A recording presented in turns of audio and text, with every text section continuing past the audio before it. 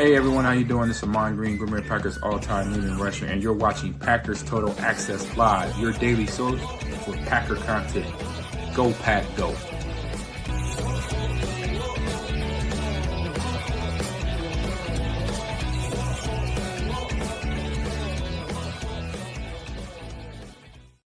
What's up, guys? Welcome into Packers Total Access. My name is Clayton. You can check us out on Packernet.com. Find me on Twitter at Packers_access. Joined alongside Tim in Green Bay, here to talk some Green Bay Packers this evening.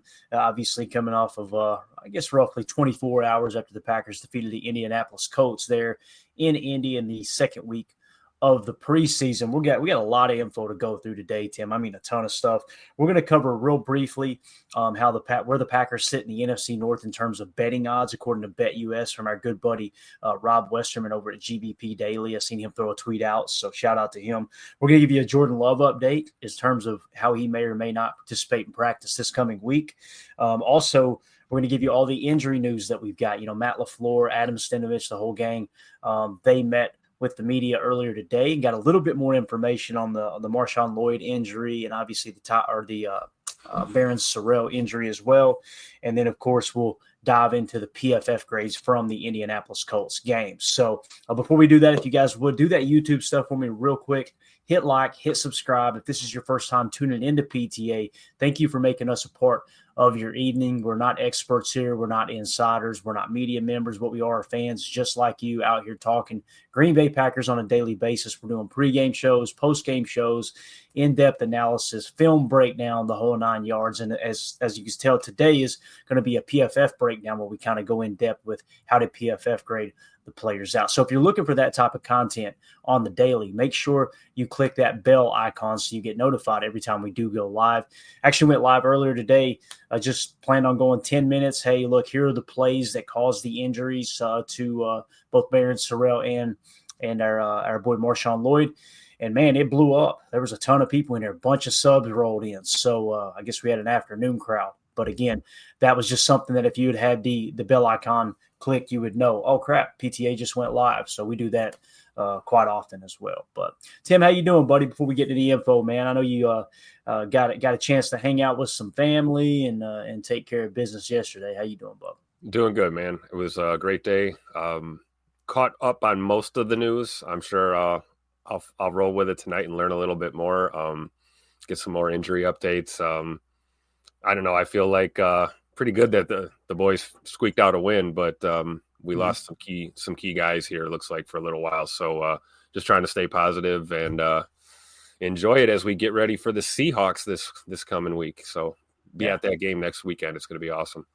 Definitely. Yeah. And again, I think I'm in the minority here, Tim, because I'm looking at these, and we'll dive into the detail of the injuries here in a second and the latest that we have on it. But I'm seeing there's way more people that kind of feel the way you feel, like a little bit, let down the injuries. And I'm looking at it going, I feel like we're doing pretty good. Like, how many season-ending injuries have we had, type thing? Because those are the killers, like the Chargers obviously losing Rashawn Slater and some of those guys like that, where it's just, man, you get 1-2 weeks into camp, boom, knee injury or whatever it may be, and they're out for the year. So maybe I'm just being too hopeful, you know what I mean, that, hey, these guys are going to be back sooner rather than later. But we'll see how it shakes out. So first things first, though, let's hit this real quick as Rob Westerman threw this out here.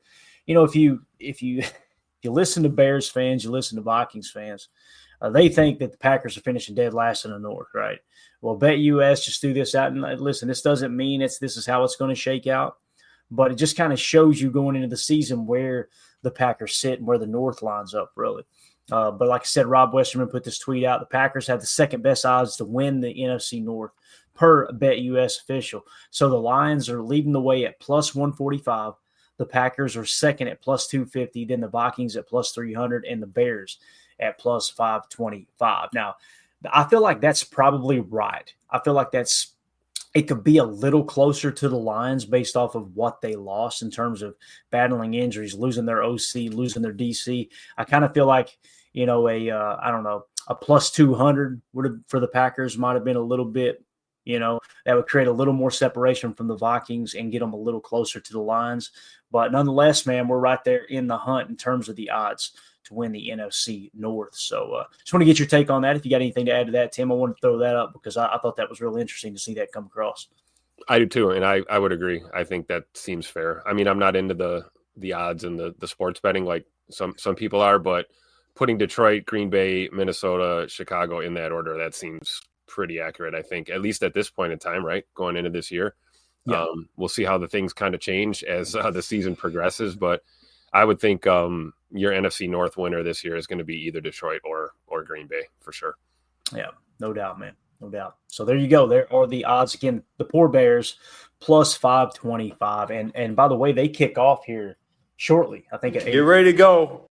I'm excited to see if Caleb Williams is having as good of a camp as the Bears fans have tried to convince themselves he's having, or if he'll missing the net 4 throws in a row. And I'm not talking about missing the basket 4 throws. I'm talking about he missed the whole net on the 4th one. I was like, oh boy, I'm sorry. I'm an old geezer and I could hit that damn whatever it is, 12 square foot, 12 by 12 net, but nonetheless, we'll see how he shakes out today, as obviously, Ben Johnson not playing him much. He was it seemed like to me, Caleb was pretty far behind in learning the offense. Now Tyson Bagent, no problem. He's got a good grab on it. So we'll see how he looks tonight though, Tim. I think the plan is for him to play, last I heard. I could be wrong though.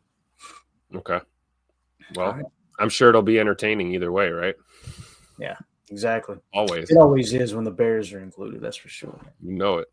I'm hoping it's at Chicago. I haven't even checked because I'd love to see a bunch of empty seats just make fun of them for that too. So. But anyway, let's move along to Jordan Love here. Many people were skeptical, Tim, that he wouldn't be back as soon as we thought he would. In terms of the thumb, I know former players, one in particular, Mark Chmura, is like, there's no way he's going to be back in a week. Like, what are we talking about? Well, Tom Silverstein, you guys know, a very, very trusted source. He's very close to the Packers front office. Green Bay Packers quarterback Jordan Love may take part in 7-on-7 drills in practice. So the wrap is off of the hand now. I think he just had a small wrap, small tape up type thing on the thumb. Obviously, it's his non-throwing hand. But I thought this was right on schedule with what's being reported. Is they're going to plan on him practicing in some capacity this week, and then get him ready. So come week 1, Tim, we're ready to roll. And that's a beautiful thing too, is you got the Seahawks game, right? The final preseason game, which you'll be in attendance at. That's exciting, man. Yep. You'll have it. He will not play in that game. I think we would all agree. There's no way they'll put him out there for that. And then you'll have a full week to prepare. And then, boom, we're off and running. So I think he'll be out there week 1 regardless. But this is good news, right? He's going to kind of continue to sharpen those skills as we get closer to week 1, I should say.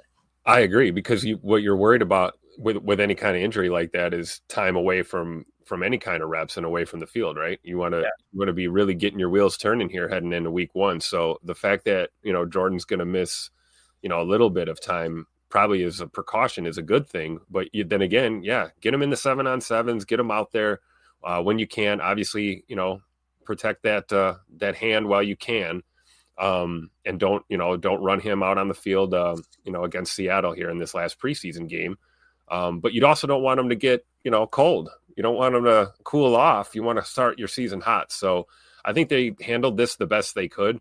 Like Jordan said himself, that, if this was week 1 of the season already and this kind of injury popped up, he probably would just tape it up and take an aspirin and go play football and not worry about a surgery. So I think the fact that they were able to get the surgery done so quick and start the rehab so quick, and, we're hearing that, like you said, the wrap or the bandage is coming off. They're going to let him do a little more. These are all good signs. It's just a testament to how things have changed. Chewy talking about, Jordan coming back so quickly. When Mark Chmura played football, that was the old shut the hell up and rub some dirt in it days.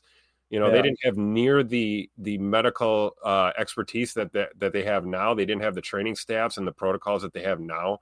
So I think you see it more and more every day with even minor injuries up to the major ones. Guys recover faster. The surgeries are better and cleaner, and guys get back on the field faster. So good news for Packer fans and for Jordan Love for sure. Yeah. It's kind of funny too, because when you bring that up, some of these ex-players, they'll go from, man, everybody's soft today. We would have played with that. We would have played with that. And then when you hear good news that, hey, Jordan's going to be back sooner than later, it's like, well, there's not a real chance there. I'm like, y'all got to pick a side, man.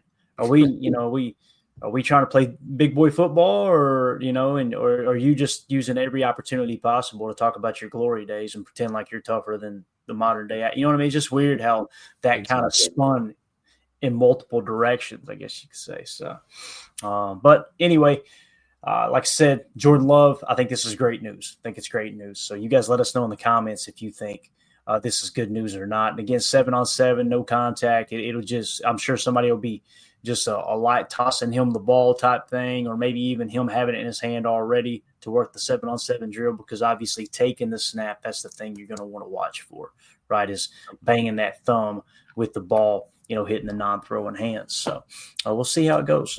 So Tim, I know, did you get a chance to see the plays where Marshawn Lloyd and our boy Barron Sorrell got injured? I caught the friendly fire Barron Sorrell injury. Okay. I did not see what happened to Marshawn Lloyd. I saw it one time. I didn't get a good look at it. The Marshawn Lloyd play looked like a head injury to me. I didn't know it was hamstring related. Yeah, and that was me too, man. Like, you could see the helmet to helmet contact there. And I thought it was kind of the way he rolled over. He didn't grab his ankle. He didn't grab his hammy or anything. He was just kind of slow to get up. And I thought he looked a little out of it, but it did. It's funny. I was saying, man, to me, it looked like it might be a concussion because they were being real secretive. And then people in the chat were going, no, we already heard it's an ankle. And then it ended up being a hammy. So none of us were right, which is par for the course. This is the play it happened on. So they ran a wheel route here, Tim. So Marshawn Lloyd's going to run a wheel route up the sideline. Makes a hell of a catch. I think I slow it down here too so you can see it a little bit better. But you'll notice right here. So he catches the ball, right? And we'll be brief with this because I put a video out earlier today, but I know there's a lot of people that weren't watching live. He catches the ball, and to me, it looks like he's already kind of carrying low there, almost like maybe the hammy's already – he felt it while he was running the route. I could be wrong. And then you'll notice 58, when he goes to tackle him, he grabs him low, so that doesn't help. But right there, it almost looks like he's trying to slide. You know what I'm saying? Yeah. Like he's getting down. Give himself up almost, yeah. And then you see the helmet to helmet right there. Somebody in the comments earlier said it wasn't helmet to helmet. It was a clean shoulder to shoulder. That dude lowered his head and hit him with the crown right in the temple. Right in front of the official, too. Yeah, exactly. So, but anyway, that was why I thought it might be a concussion. As you see here, when he goes to try to get up, he's not grabbing his ankle. Right, to me, right there, it looks like he's in La La Land. But again, it's definitely a hamstring issue, and we'll talk about what was said there by Matt LaFleur. So when you look at it, Tim, it is just kind of a freak play.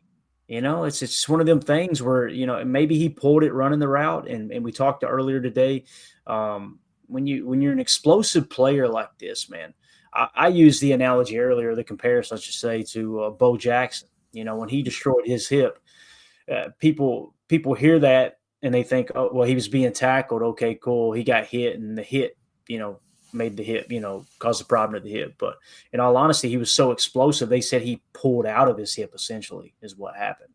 So you get these guys that are twitched up. You see it with Christian Watson.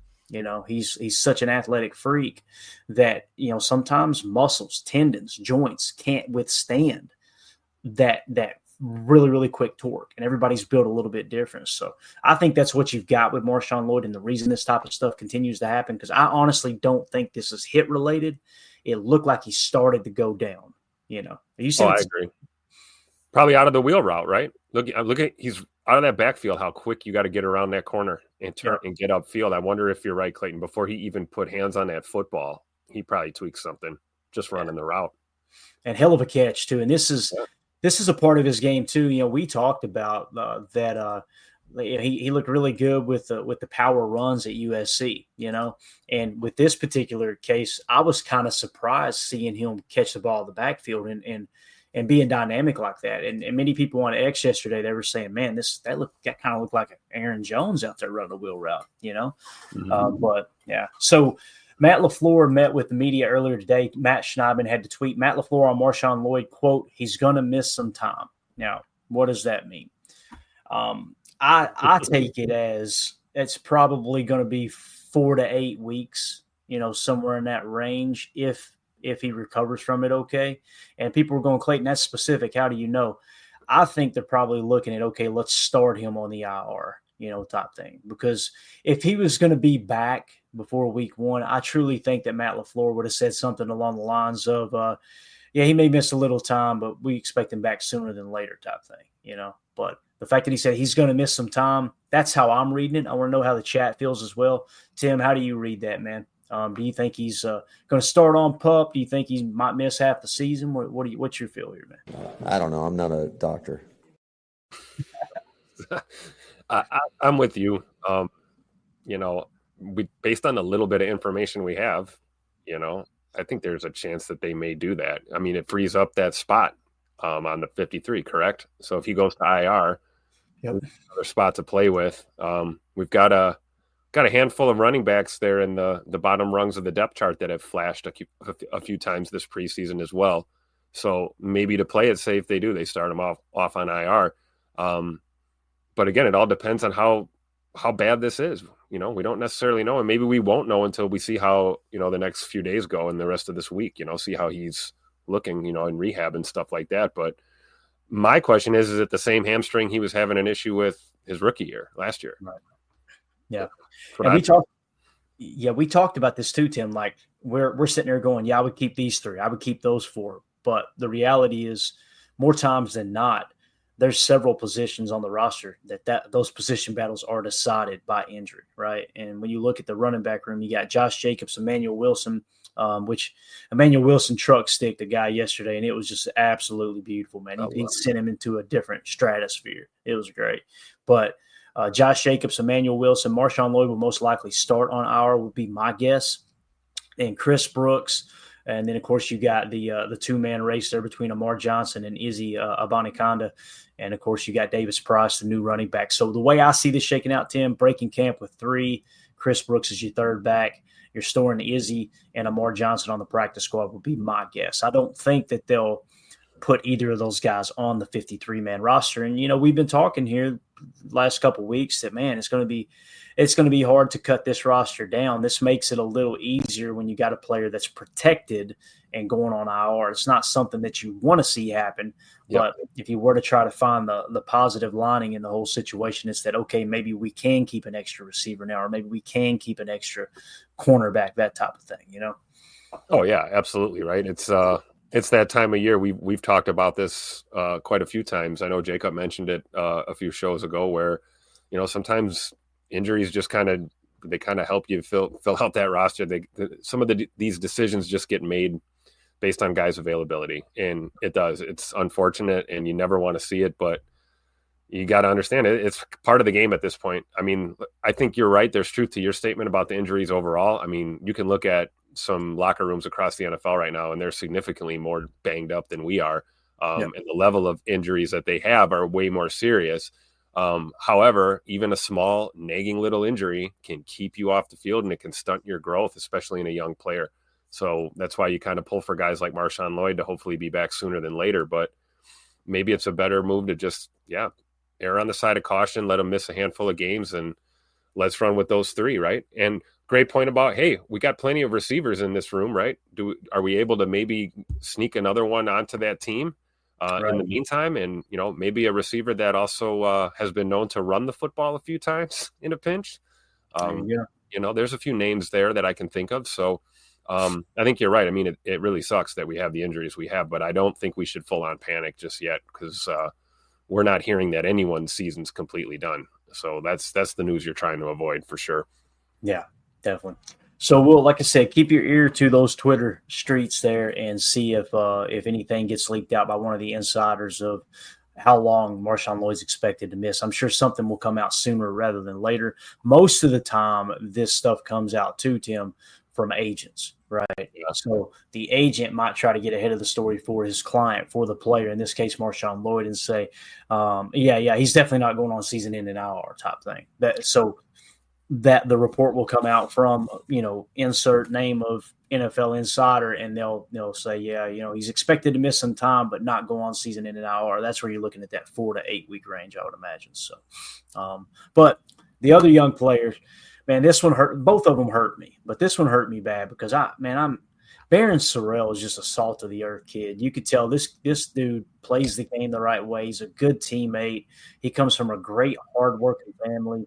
Like, I was so excited about Barron Sorrell, and hopefully this one ain't as serious either. And we'll find out here pretty soon, I would imagine. This is the play it happened on, Tim. So this is on punt.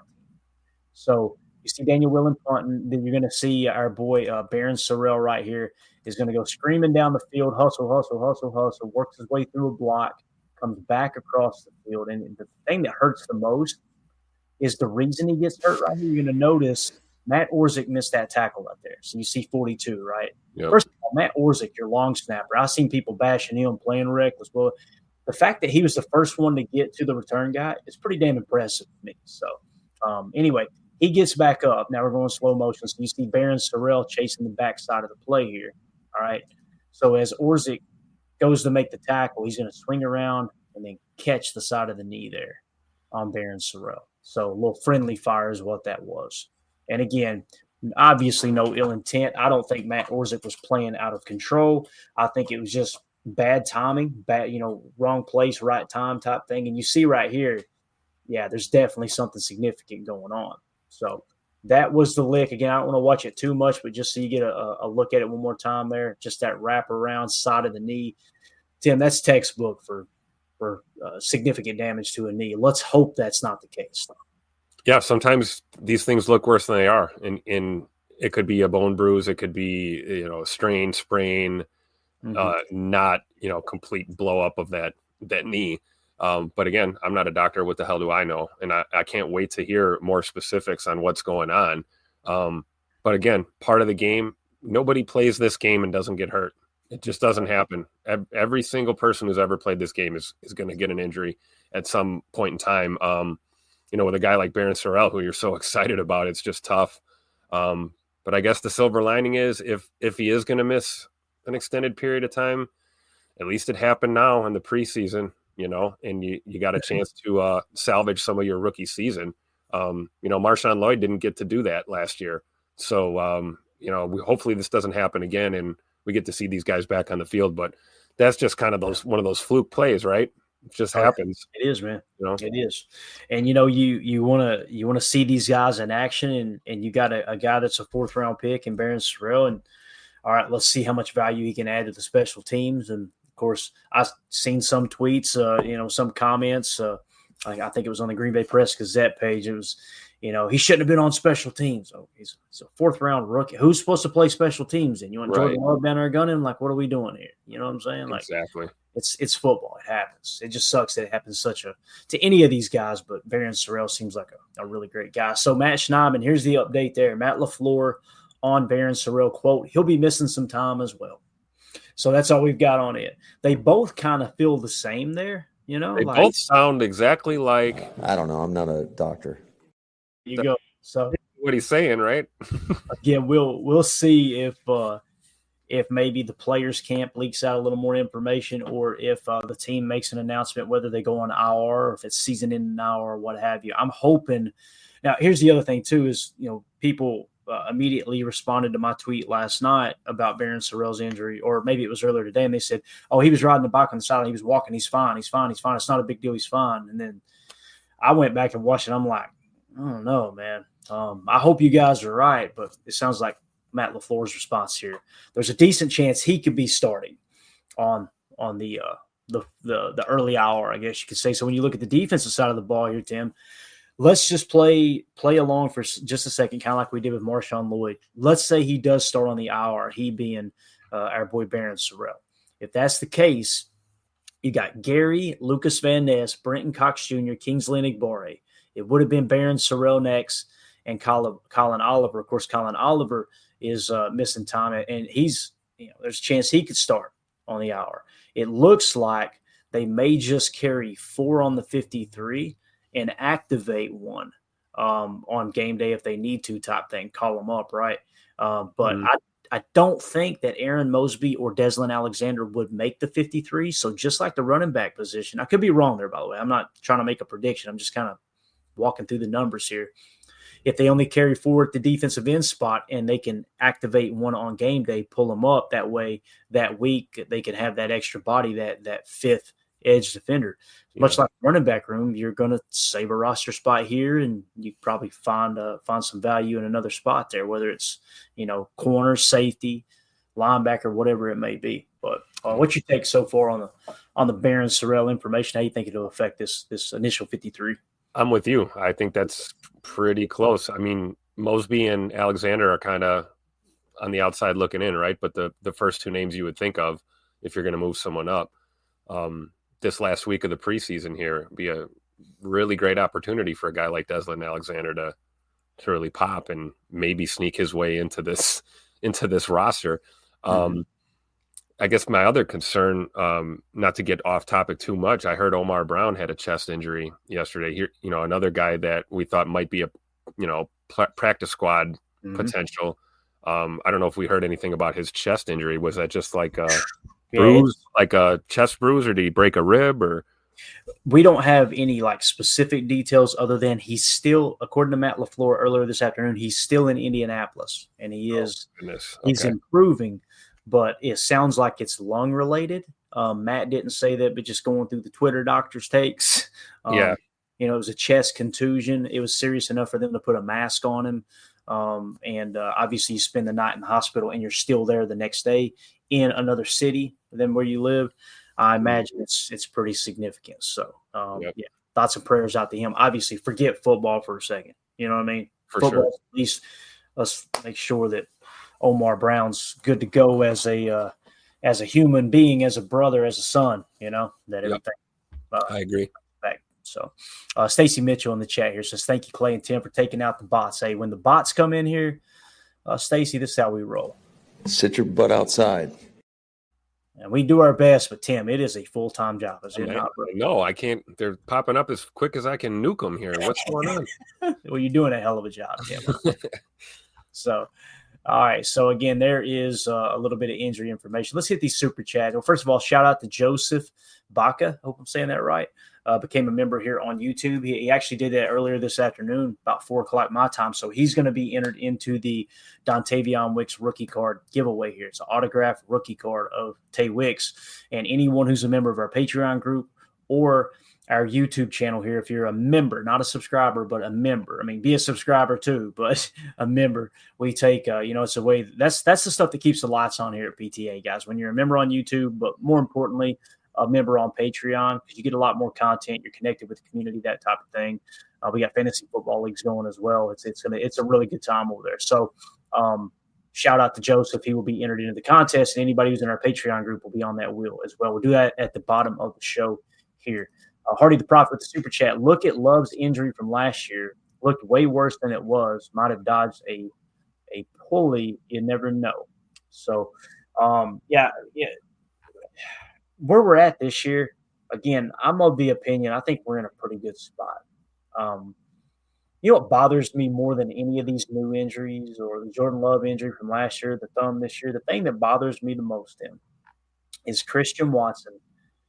The fact that the team did not hold him out of that game. The fact that they let him talk them into letting him go out there against Chicago and shredding that knee. Because if Christian Watson is available right now, if he is healthy, man, people are going to be talking about him going into this year like this is the guy that's going to be one of the top 10 wide receivers in the game. I believe that. I mean, he finished the league.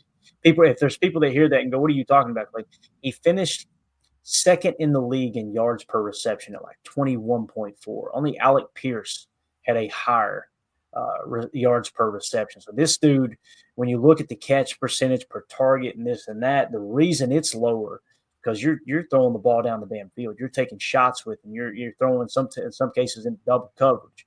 I really thought he turned the corner. And Tim, I try not to harp on the past, man, but it just eats me up because it's like, Romeo Doubs was sick that week, and Christian Watson goes to the docs. I'm ready. I'm good to go. I'm ready. And I know there's people that say it's not the same injury. It's not related. The heck it isn't. When you've got a hamstring issue, you can ask MD1 in the chat. I'm sure MD Holmes, I should say, in the chat. When you got a hamstring issue or you got, whatever it may be, a knee bruise or what have you, it could be the opposite leg too, and you start to put more pressure on the other side. You start to lean in the other direction, or even if it is on the same knee, and you go out there and you're not 100% healthy, and that problems can happen.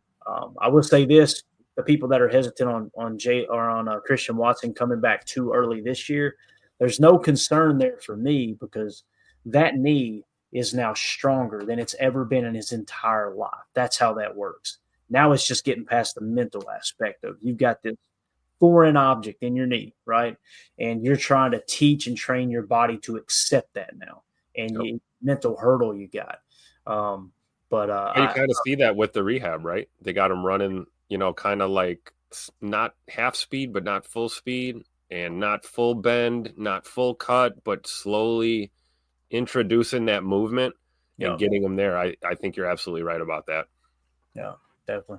All right, Hardy, thank you so much for the super chat, buddy. We appreciate you. Gray Matters 2006, I should say, with the super chat. Thank you so much. Says a lot of the no travel injuries are usually due to them not wanting to get on the plane into a pressurized environment. Yeah, they say that when you fly with those type of injuries, that thing will blimp up on you. It'll swell on you when you get in that higher elevation. So very good point there, Gray Matter. And, some people, they immediately go, hey, why ain't he traveling with the team? It's like, I don't know, maybe the doctors said, hey, not a good idea there, bub. Maybe that's why, right? So Gray Matter makes a great point here. So, all right, that's your injury update. Did that answer any questions that you had on the injuries, Tim? I know you said you were a little bit out of the loop yesterday. Is there anything else that come to mind for you or any other comments you want to make there?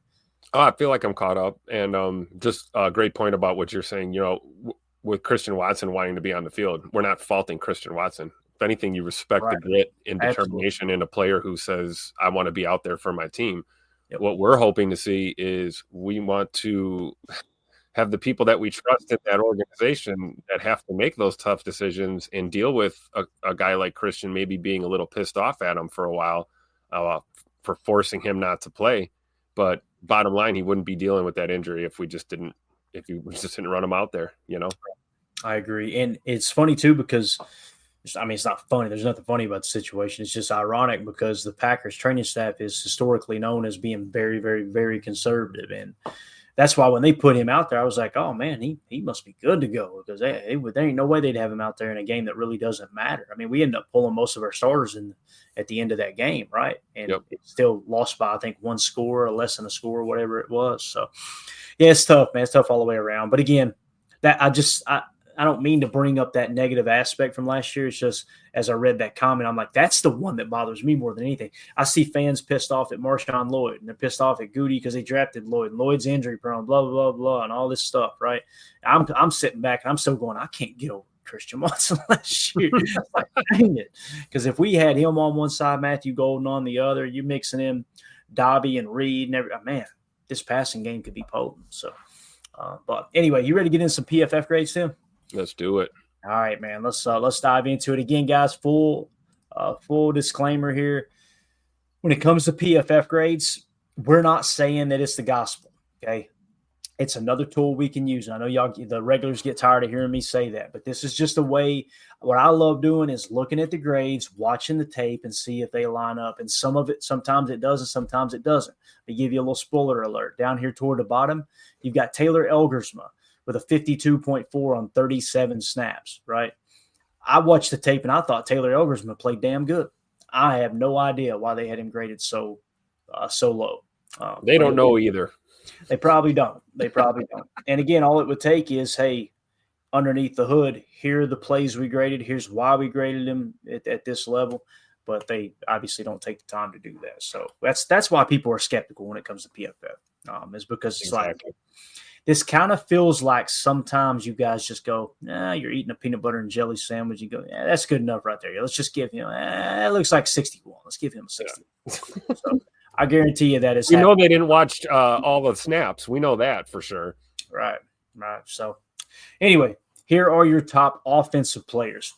According to PFF, they're week 2 in the preseason against the Indianapolis Colts. Number 1, Johnny Lumpkins, 77.7. Let's go. Ben Sims, 76.0. Lasita Smith, only 15 snaps, but still 75.7. And this to me is the hero of the day. Jordan Morgan, left tackle. Here's the guy. 25 snaps, 74.6 was this PFF grade. And I know some people may see that and go, okay, Clayton, it's one game. This is the point, guys. Look at the season he's putting together. And I know it's preseason, but 76.5 with an 88 PFF grade last week. And then this week, 74.6 with an 88.2 pass blocking grade. But more importantly, the run blocking grade, 66.9, 64.9. That's really, really stable. That's really exciting to me that he's showing that he can run block as well. So that's the big one that stood out to me. Amar Johnson continues to perform, 20 total snaps. He graded out with a 72.2. Julian Hicks, 58 snaps. Boy, they gave Julian Hicks every possible way to make this team yesterday, and he played pretty darn good, man. 72.1. The tape looked like it matched up as well. Same thing. Another name we keeps popping up from time to time. He flashed a little bit towards the end of camp last year as well. So Julian Hicks in a crowded receiver room is he's standing out and flashing continually. Good to see it. Then you got Cornelius Johnson, a 70.7. How about Kadeem Telford, 70.1. Will Shepard, only 15 snaps, but 69.1. And then Sean Ryan, let's go to the 65 mark. Sean Ryan, 67.6. Tyrion Davis Price, 66.2, only 6 snaps. Izzy Abanikanda, 66. McCole Hardman rebounded last week, or this week, I should say, with the 65.4. Go ahead. As predicted, right? As we predicted, he was going to have a better performance. Yeah. No need to panic, right? That was great to see, man. He looked pretty good. I agree, man. I agree. So the big thing that sticks out to me here, Jordan Morgan, guys, this is a legit, and Matt LaFleur confirmed it earlier today. I want to say that maybe Steno did as well. There's a left tackle position battle going on right now. And I know some media members roll their eyes at it and they don't think it's actually happening. It's happening. It's happening right now. And, we always say you can't make the club in the tub. Well, you don't get that roster spot. You don't get that starting roster spot, that starting lineup spot. If you're banged up through camp and somebody takes that job from you. You don't believe me? Ask Don Mikowski. Don Mikowski goes down with one bad injury. Brett Favre never gave that job back to him. There's many examples throughout the history of sports where people got Wally pipped, right? So it's just something that happens. However, looking at the positive side, Jordan Morgan, man, Tim, I broke down the tape earlier today, and we'll probably get into that tomorrow. Man, his footwork is smooth as butter, dude. And to me, he looks like he's a better run blocker than Rasheed Walker. Only 2 preseason games at left tackle, but man, oh man, he may not win the left tackle job, Tim. But the thought of him having to kick back to right guard, let Rasheed play this year out at left tackle, and then in-house your left tackle of the future is already here, that's really exciting to me, man. I agree. I really do. I mean, you see a guy grading out in the mid to high 80s in the pass block and then pushing 70s in the run blocking. If he can consistently do that, which so far it seems like he's putting together consistent performances these past couple of weeks. I think you're absolutely right. I think that's certainly the plan, kind of the writing on the wall here, giving him all these reps. And I love it. And it shouldn't be a big shocker, right? The dude is a pure left tackle. Them kicking him to guard is just trying to get him on the field, right? Trying to get the best 5 out there. You drafted this guy in the first round. You want him to see the field, right? But at the end of the day, I think we all know Jordan Morgan's capable of playing left tackle. It's just when is he going to get that spot, right? Yeah, and Coach Lynn still out with the back, right? He's got a back issue or something. Yeah. And I don't want to make any assumptions, Tim, but I don't know why. And I have no sources for this whatsoever, but just something. The fan in me has me kind of looking at that, going, is he kind of keeping himself out a little bit because he doesn't have the contract and now he's having to compete at left tackle? I have no reason to believe that's true. I'm just saying, I'm being completely transparent and honest. That's how I feel a little bit in the background, like he's almost sulking a little bit, but I could be wrong. I could be totally wrong. You've seen him up close and personal there at practice, right there on the sideline. I was there when Tupac LaFleur made him run a lap, and he was not happy. So like in that situation right there, right, that kind of, again, kind of leans toward what I'm feeling too, right? Does it not? Like he's clearly not happy. Yeah. Right? Like, disgruntled, whatever you want to call it, pick an adjective. And you're right. maybe it has nothing to do with the contract. Maybe it has nothing to do with the competition. Maybe his back is sore and he's pissed that he can't be on that field to secure his starting spot. There could be any number of these things, and there could be a little truth to all of it. So, we don't have any inside baseball, but I think you're right, Clayton. There's something ain't right there, man. Something's not right over there. Yeah, Coach Lynn makes a great point, man. He says, I think Telford makes the squad. Coach, that kind of crossed my mind as well. When you look at Telford here, they had him, according to PFF, they had him playing left guard, right? 70.1 is solid. Look at that run blocking grade, 82.8, right? And we've seen Kadeem Telford play tackle in the past, kind of be that one of those backup tackles. And when you look at, what he's done here, last week, not so good, obviously, at 57.5. He rebounded this week. Looks like he played left guard predominantly the last 2 weeks if they had that snap count right. But when you look at the past years here in the preseason, Tim, 53.4, 58.7. This year, it looks like he took a little bit of a step forward. And I mention that because Jacob Monk is the guy that I feel like has really struggled so far. Yeah. When you look at him, and again, he's played multiple positions. They tried him at center with the third stringers, I think it was. They tried him at left guard with the 2s and the 3s sometimes. They tried him at right guard with the 2s and the 3s. He struggled, man. I mean, he rebounded this week, 63.4 isn't, it's not a bad grade, but last week, 53.3. His pass blocking grade this week, man, my gosh, 25.1. Can't have that. You just can't. And again, when we drafted him, nobody was going, yes, Jacob Monk, that dude's a stud.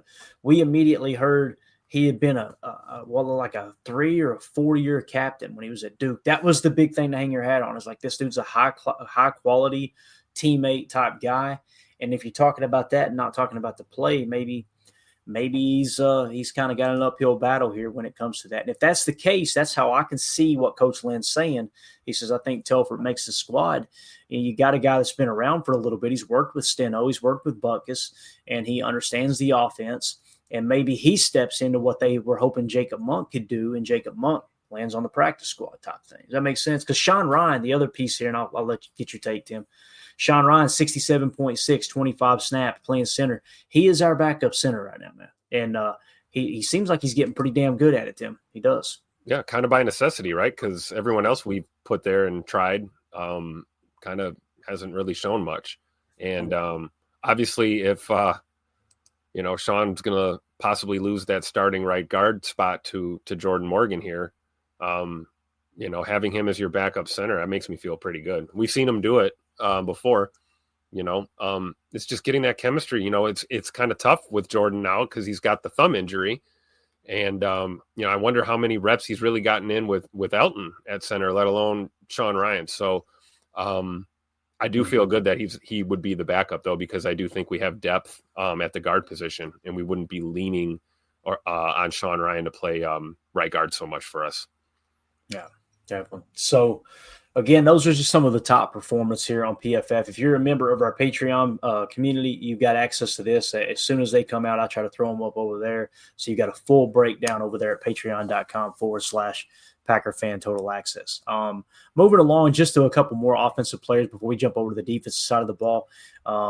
Let's focus on a little bit of the negative here for just a second. Anthony Belton, 62 snaps. Tim, he had 5 penalties, bro. I don't know if you caught wind of this, but and I think it was two or three of the penalties where he was lined up off sides or whatever they call it, illegal formation, where he's off the line too much. I'm not worried about that. The other two is kind of like, boy, this is tough. This is tough because it's obvious they're putting emphasis on that whole lineman lining too far off the line of scrimmage type thing, off because they're supposed to be on the line of scrimmage, right? But yeah, he had a rough day at the office. And again, it doesn't mean that Anthony Belton's not going to be a great player. Last week we were raving over him, 65.9, run block grade of 73.2. He was stacking pancakes last week, right? A lot of fun. But again, you're seeing a trend. Last week, 2 penalties. This week, 5 penalties, right? So just something to keep our eye on there. Feels like this week, according to Matt LaFleur too, because he was, kind of talking about the mistakes a little bit when they asked him about it. Belton, slight step back. But you got Jordan Morgan continuing to ascend, right? And, that's kind of how that looks like that's shaking out right there. And that's the beautiful thing, too. If for some reason Anthony Belton, it's not going to click the first year. I'm not saying that's the case, but let's say that were to be the story of Anthony Belton's rookie year in the league. It's not the end of the world. Now you got to look at, all right, who's the backup right tackle? Because as it sits right now, you're going to have, and maybe that's Sheed. Maybe they say, hey, if Jordan Morgan beats Rasheed Walker out at left tackle, maybe Rasheed Walker becomes that swing tackle, and he's a backup right tackle as well. I have no idea. So what do you think? Anything else you want to add here? Like I said, that was one of the negatives there that stood out to me. And also Donovan Jennings has continued to struggle a little bit as well. So I think with big Escalade there, Mr. Belton, it's just a rookie trying to figure out how to play at this level. I wouldn't panic too much. Obviously you don't want to see it, right? Learn how to line up correctly, please. Don't false start. Don't line up on the ball or in the neutral zone. If it keeps happening, then you've got to address it. But I think the more mistakes you make as a rookie, the more opportunities you have to learn and to get better. And very rarely do guys, especially offensive linemen, are they able to come in and just be perfect right away. I think we all knew Anthony Belton was going to be raw and be kind of a project, but you have a high upside. You have a zero or very high ceiling on a player like that. So I'm willing to be a little bit patient. I'm not happy. You're right. Those numbers do not look good. That's not NFL quality tackle play at all by any stretch of the imagination. But it's the second week of the preseason. So let's just kind of pump the brakes on the shade for big Escalade. I think he'll play his way out of it. And that's the thing I said on the post-game show yesterday, Tim, is if you remove the penalties, and I know that's a big if, but if you remove the penalties and you look at what he did blocking-wise, he looked like he blocked pretty well to me. And we'll see, though. But the penalties are, man, they're a big thing, obviously. It's something he's got to get cleaned up. So we're going to jump over to the we're going to jump over to the defensive side of the ball. But first, let's go ahead and wrap up hour one. For those of you who are listening on the podcast version of this stupid little show here, we really appreciate y'all making us a part of your day. You're probably out there on the ground on Monday, and we'll see you on the other side for hour two, where we're going to break down the defensive PFF grades. Appreciate you.